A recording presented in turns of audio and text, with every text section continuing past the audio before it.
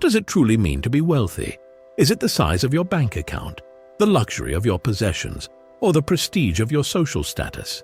These questions have puzzled humanity for millennia, but perhaps no philosophical tradition has offered more profound and practical insights than Stoicism. Founded in Athens around 300 BCE, Stoicism presents a radical perspective on wealth that resonates powerfully in our modern consumerism and social comparison era. The Stoics didn't equate wealth with material abundance or external markers of success. Instead, they saw true wealth as an internal state, a condition of self-sufficiency, moderated desires, and inner freedom. The Stoic view offers a refreshing alternative in a world where we're constantly bombarded with messages equating happiness with acquisition. It challenges us to look beyond the superficial trappings of wealth and consider what truly enriches our lives. Wealth consists not in having great possessions, but in having few wants, said Epictetus, a formerly enslaved person who became one of Stoicism's most influential teachers. This simple yet profound statement encapsulates the Stoic approach to wealth. It suggests that true richness comes not from accumulating more, but from needing less. Seneca, another towering figure in Stoic philosophy, echoed this sentiment when he wrote, "It is not the man who has too little, but the man who craves more, that is poor." These words cut to the heart of our modern dilemma, the endless cycle of desire and dissatisfaction that keeps us chasing after the next big thing, never quite satisfied with what we have. But the Stoics didn't just criticize the pursuit of wealth. They offered a constructive alternative. They advocated for a life of virtue, self-discipline, and inner cultivation.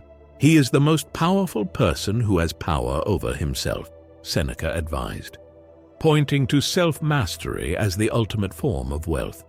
This perspective invites us to redefine what it means to live a prosperous life. It encourages us to look inward for fulfillment, rather than constantly seeking it in external circumstances. The Stoics teach us that true wealth lies in our ability to find contentment in the present moment, cultivate wisdom and courage, and live in harmony with our deepest values. In this video, we'll explore the Stoic approach to wealth. We'll examine how to define personal wealth in a way that aligns with our authentic selves, not societal expectations. We'll discuss the liberating practice of knowing what is enough and how it can free us from the tyranny of endless wants. We'll also delve into the counterintuitive Stoic practice of voluntary poverty, a powerful tool for cultivating gratitude and resilience.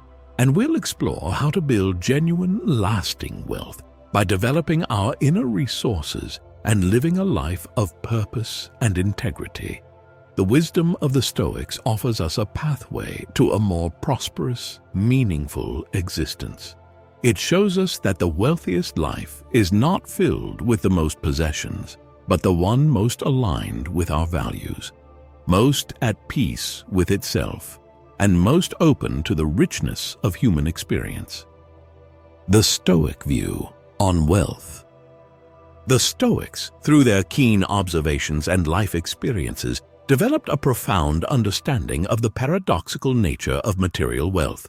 Their insights challenge our conventional notions of what it means to be rich, offering a perspective that is both enlightening and liberating. Let's begin with Seneca, one of the most influential Stoic philosophers. In one of his letters, he writes, "Money doesn't make you rich. These individuals have riches just as we say we have a fever, when the fever really has us." This powerful metaphor reveals Seneca's view that wealth often possesses people rather than vice versa. Seneca observed that many wealthy individuals in Rome were, paradoxically, among the poorest in spirit. Money had made them obsessive, controlled their schedules, and surrounded them with insincere flatterers. Instead of providing freedom, their wealth had become a burden, enslaving them to constant worry and the fear of loss. This idea is echoed in another of Seneca's quotes. "It is not the man who has too little, but the man who craves more, that is poor." Here, Seneca points to the greedy nature of desire. No matter how much wealth one accumulates, one remains spiritually impoverished if the craving for more persists.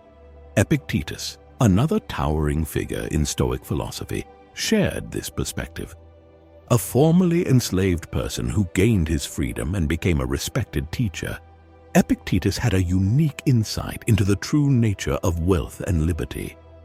He once shared a story about a man who had been offered a lucrative job by the Emperor Augustus. The man came to Epictetus, boasting about the money and fame he would gain. Epictetus, however, was unimpressed. He responded with probing questions that cut to the heart of what truly matters in life. "I told him not to touch it," Epictetus told his students. When the man protested that he would make a lot of money, Epictetus replied, "Yes, for little in return."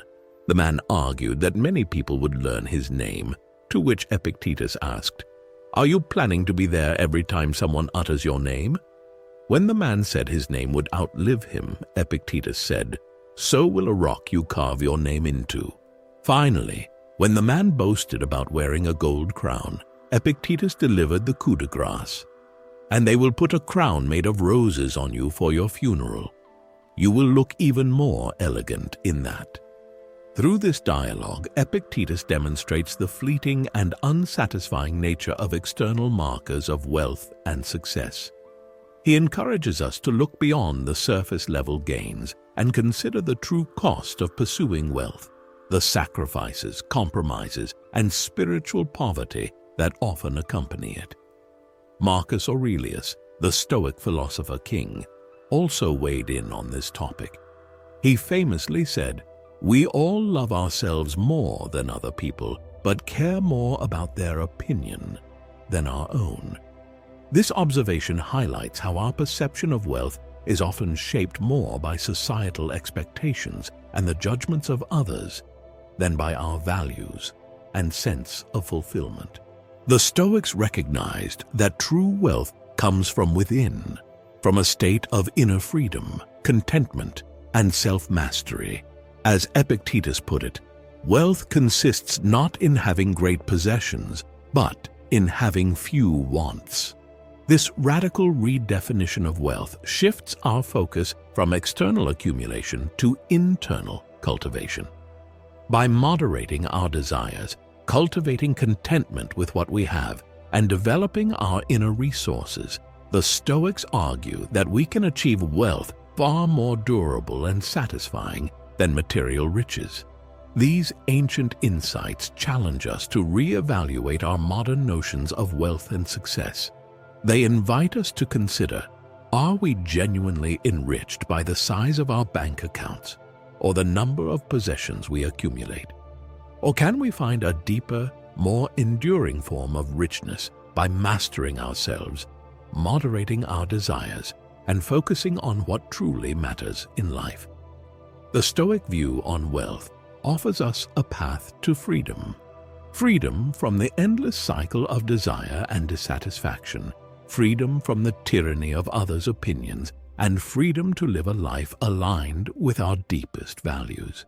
In embracing this perspective, we open ourselves to a form of wealth that no market crash can diminish and no thief can steal, the wealth of a life well lived. Defining personal wealth. In exploring the Stoic perspective on wealth, we now turn to a crucial concept: defining personal wealth. The Stoics recognized that true richness is deeply subjective beyond mere financial abundance. Let's begin with a powerful quote from Epictetus. "Wealth consists not in having great possessions, but in having few wants." This statement encapsulates the Stoic approach to personal wealth. It suggests that our richness is not determined by what we own, but by our relationship to our desires. Consider for a moment what a rich life means to you. Is it the freedom to travel the world? The ability to spend quality time with loved ones? The opportunity to pursue meaningful work? Or it's the simple pleasure of a quiet life, free from financial stress? The answers to these questions will vary significantly from person to person.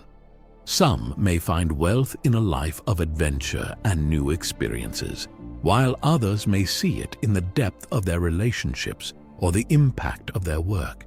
Still, others define wealth as the freedom to live unburdened by excessive possessions or obligations. Stoic says, "The richest person is not one who has the most, but needs the least." This perspective invites us to shift our focus from accumulation to contentment. Instead of constantly striving for more, we can cultivate satisfaction with what we already have. This doesn't mean we should abandon all ambition or desire for improvement. Instead, it encourages us to be mindful of our wants and to distinguish between what we truly need for a fulfilling life and what society tells us we should want. The Stoics also emphasized the importance of self-sufficiency in defining personal wealth. Another prominent Stoic philosopher advised, "Make yourself wealthy, not by facilitating every whim, but by removing them." This suggests that true wealth comes from our ability to meet our needs and find contentment within ourselves, rather than relying on external sources for our happiness. Consider the difference between someone who needs constant entertainment, luxury, and validation to feel satisfied, and someone who can find joy in simple pleasures, meaningful work, and their own company. Who, in this scenario, is truly wealthier? The Stoic approach to personal wealth also emphasizes the value of intangible riches. Wisdom, virtue, meaningful relationships, and peace of mind are forms of wealth that can't be measured in monetary terms, but are invaluable to a well-lived life. As Epictetus reminds us, he is a wise man who does not grieve for the things which he has not, but rejoices for those which he has. This attitude of gratitude is a form of wealth, allowing us to appreciate and fully experience the richness of our lives in the present moment. Defining personal wealth in Stoic terms also involves aligning our definition of success with our deepest values. It's about creating a life that is rich in meaning, purpose, and personal fulfillment, rather than one that merely looks impressive from the outside. Let's take a moment to reflect on this. What are the things that truly enrich your life? What are the experiences, relationships, or accomplishments make you feel genuinely wealthy? How might your life change if you oriented your pursuits around these sources of genuine richness rather than societal expectations of wealth? By thoughtfully defining what personal wealth means to us, we set the foundation for a truly rich life. We free ourselves from the endless pursuit of more and open ourselves to the abundance in our lives.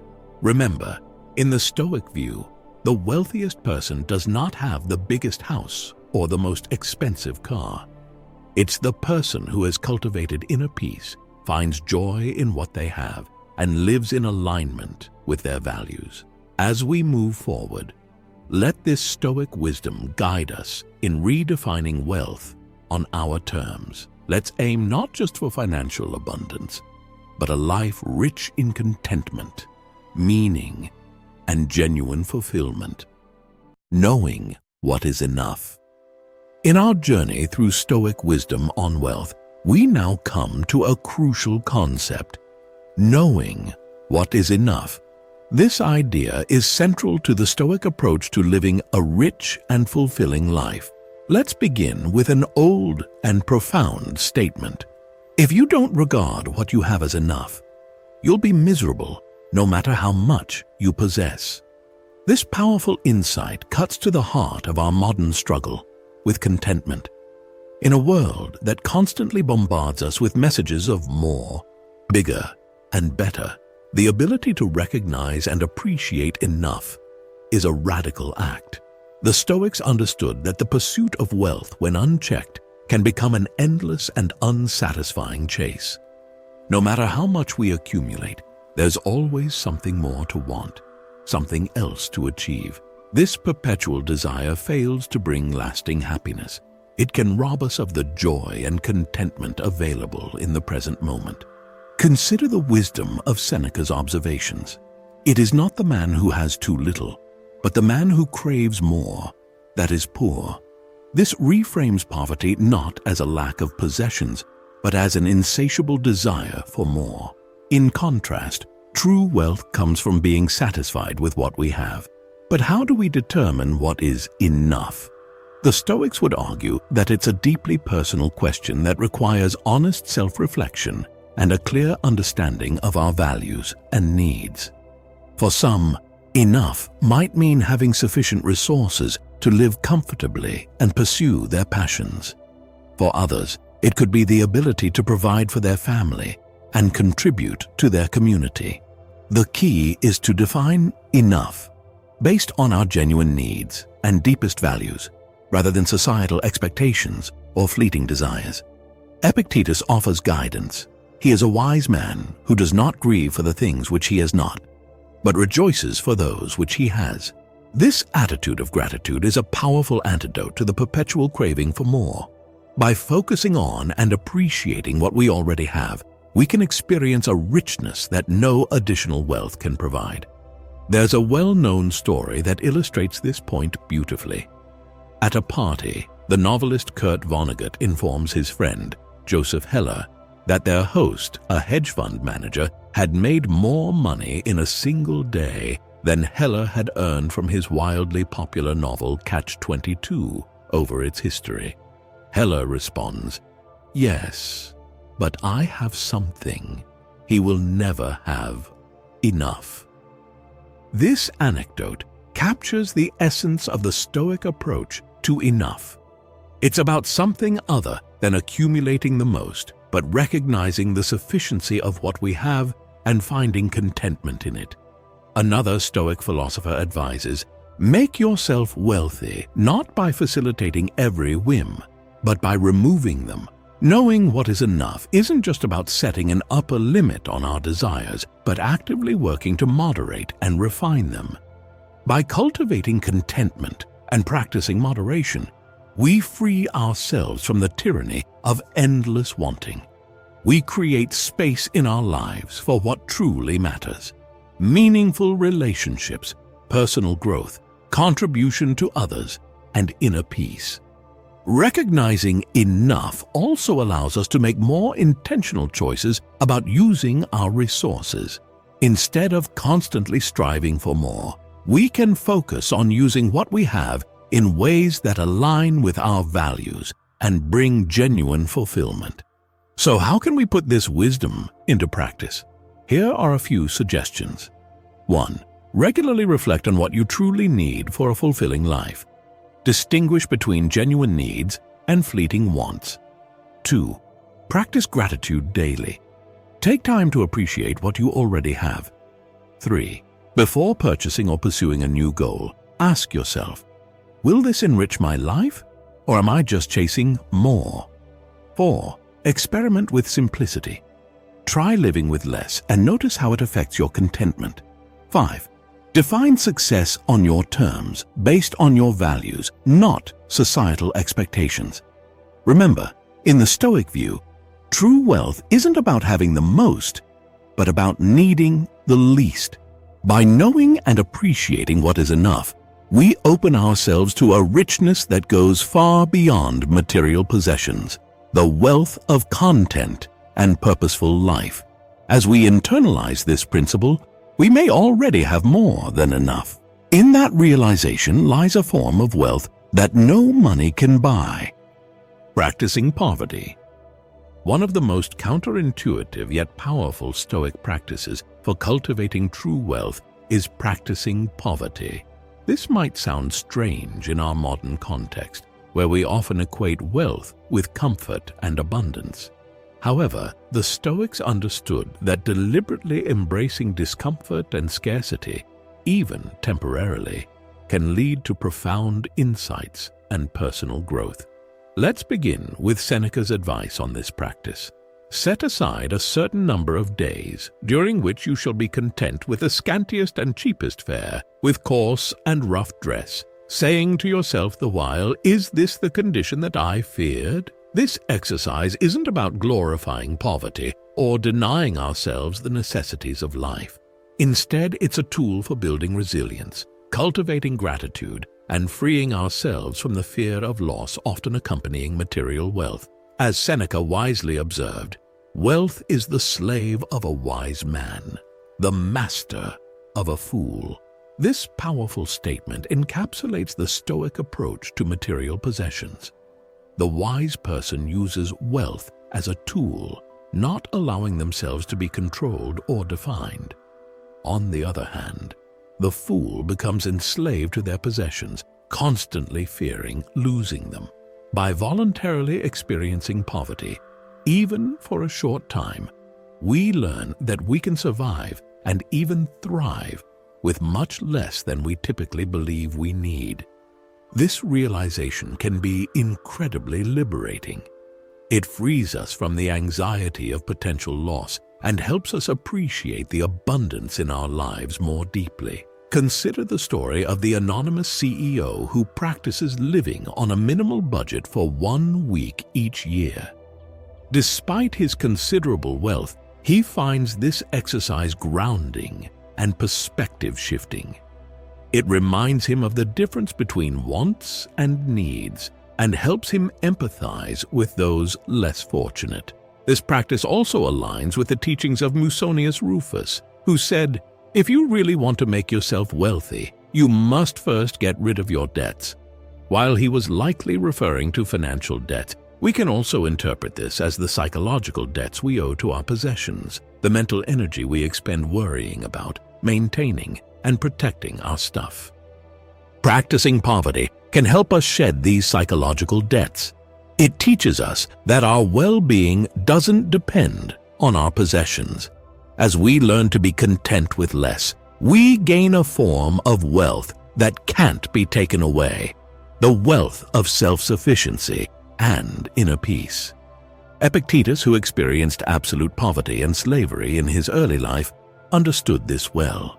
He taught, "He is most powerful who has power over himself." By voluntarily embracing discomfort and scarcity, we build self-mastery and resilience. We prove to ourselves that we can handle adversity, increasing our confidence and sense of personal power. How about we practice this Stoic exercise in our modern lives? Here are a few suggestions. 1. Designate a poverty week where you live on a minimal budget, eating simple foods and avoiding unnecessary expenses. 2. Experiment with a capsule wardrobe, limiting yourself to a small number of clothing items for a month. 3. Try a digital poverty practice by limiting your use of technology and entertainment for a set period. 4. Spend a weekend camping or in nature with only the bare essentials. 5. Volunteer at a shelter or food bank to gain perspective and cultivate empathy. Remember, the goal isn't to romanticize poverty or deny ourselves permanently. It's to gain perspective, build resilience, and free ourselves from the fear and anxiety often accompanying material wealth. As we engage in this practice, we may find that we need far less than we thought to be happy and fulfilled. We may discover a richness in simplicity that we never knew existed, and we may come to embody Seneca's ideal, becoming the wise person for whom wealth is a tool, not a master. By practicing poverty, we paradoxically make ourselves genuinely wealthy. We gain the freedom from knowing we can be content with little, the resilience from facing discomfort voluntarily, and the gratitude that arises when we fully appreciate the abundance in our lives. In embracing this Stoic practice, we take a significant step towards redefining wealth on our terms and living a life of true richness and freedom. Cultivating inner wealth. As we delve deeper into the Stoic perspective on wealth, we arrive at the most crucial aspect: cultivating inner wealth. The Stoics understood that true richness comes not from external possessions, but from developing our character, wisdom, and virtues. Seneca captures this idea powerfully by saying, "Any man who does not think that what he has is more than ample is an unhappy man, even if he is the master of the whole world." This profound statement highlights that contentment and gratitude, not material abundance, are the true markers of wealth. Even someone who owns everything can be impoverished if they can in turn not appreciate what they have. The Stoics recognized that external wealth, while potentially useful, can also be treacherous. Seneca warns us, "At last, away with all these treacherous goods. They look better for those who hope for them than those who have attained them."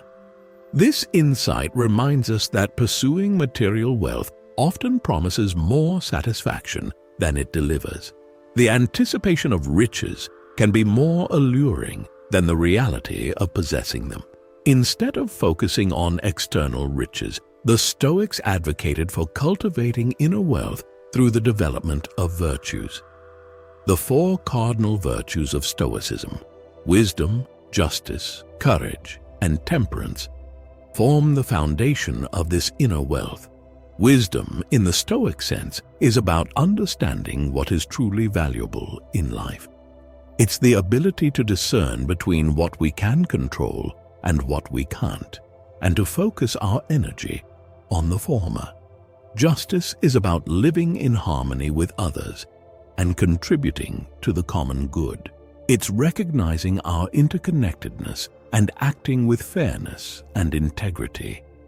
Courage is not just about facing physical dangers, but about having the fortitude to live according to our principles, even when difficult. Pursuing what's right over what's easy or popular is the strength. Temperance is about moderation and self-control. It's the ability to regulate our desires and emotions, to find the middle ground between excess and deficiency. By cultivating these virtues, we build a form of wealth that is our own. Unlike material possessions, which can be lost or taken away, our inner qualities remain with us no matter what external circumstances we face. However, the Stoics also recognized the seductive power of external goods. Stoic warns, anything at all, the applause of the crowd, high office, wealth, or self-indulgence, all of them might seem to be compatible with it for a while, but suddenly they control us and sweep us away. This caution reminds us that if we're not careful, external goods can take control of our lives, distracting us from what truly matters and eroding our inner wealth. Practical steps to develop inner wealth might include: 1. Regular self-reflection and journaling to understand our values and motivations. 2. Practicing mindfulness to cultivate awareness of our thoughts and emotions. 3. Engaging in philosophical study and contemplation to deepen our understanding of life. 4. Seeking out challenges that help us develop courage and resilience. 5. Practicing kindness and service to cultivate a sense of justice and connection to others. Remember, in the Stoic view, the wealthiest person is not the one with the most possessions, but who has developed the most incredible mastery over themselves. It's the person who can find contentment in any situation, acts with integrity regardless of the consequences, and contributes positively to the world around them. By cultivating inner wealth, we free ourselves from the endless pursuit of external validation and material accumulation. We discover a form of richness that is enduring, fulfilling, and entirely within our control. Stoic quotes about wealth. Wealth consists not in having great possessions, but in having few wants. Epictetus. This fundamental Stoic principle reminds us that contentment and moderation are the keys to a prosperous life. The richest person is not one who has the most, but one who needs the least. Seneca. Seneca challenges us to find wealth in self-sufficiency and freedom from excessive desires. He is a wise man who does not grieve for the things which he has not, but rejoices for those which he has. Epictetus. This quote emphasizes the importance of gratitude and finding joy in what we already possess. If you would be wealthy, think of saving as well as getting. Benjamin Franklin. Influenced by Stoicism. While not a Stoic himself, Franklin's words echo the Stoic emphasis on moderation and wise management of resources. Make yourself wealthy, not by facilitating every whim, but by removing them. Musonius Rufus. This advice encourages us to cultivate inner wealth by mastering our desires. True wealth is the poverty of desires. Seneca. Seneca succinctly captures the Stoic view that richness comes from wanting less, not having more. He is most powerful who has power over himself. Seneca. This quote underscores the Stoic belief that true wealth and power come from self-mastery. It is not the man who has too little, but the man who craves more that is poor. Seneca. Seneca reminds us that poverty is a state of mind characterized by insatiable desire, not a lack of possessions. The great blessing of wealth is not that it secures the possession of coveted things, but that it frees us from anxiety about the dreaded evils of poverty. Seneca. This insight invites us to seek peace of mind from inner wealth rather than the fleeting security of material riches. These Stoic teachings offer us a path to redefine wealth in a way that brings lasting fulfillment and contentment. They challenge us to look beyond the superficial trappings of success and focus on what enriches our lives. By embracing the Stoic perspective, we can free ourselves from the endless cycle of desire and dissatisfaction. We can find richness in simplicity, strength in self-mastery, and fulfillment in living according to our deepest values. Remember, the Stoics didn't advocate for a life of deprivation, but a life of purpose, wisdom, and inner freedom. They understood that true wealth comes not from what we own, but from who we are and how we live. As we conclude our exploration of the Stoic perspective on wealth, I hope you've gained valuable insights into redefining true richness. We've journeyed through the Stoic teachings on inner freedom, contentment, personal values, knowing what's enough, practicing poverty, and cultivating inner wealth.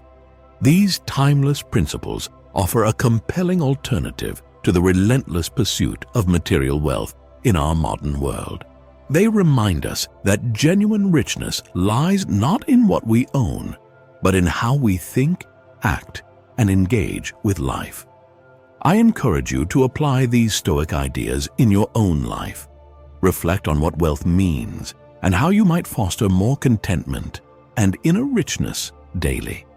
Remember, it's about balance, using wealth as a tool, not letting it master us. If this resonates with you, explore further. Dive into Stoic literature, both ancient and modern, and please share your thoughts in the comments. How do these ideas connect with your life? What challenges do you anticipate? If you found value here, consider subscribing for more explorations of philosophy in everyday life. Your support helps us continue this work. Thank you for joining me. In the words of Seneca, the greatest wealth is a poverty of desires. May you find richness in simplicity, strength in self-mastery, and fulfillment in living your values. Until next time, live well and prosper in the truest Stoic sense.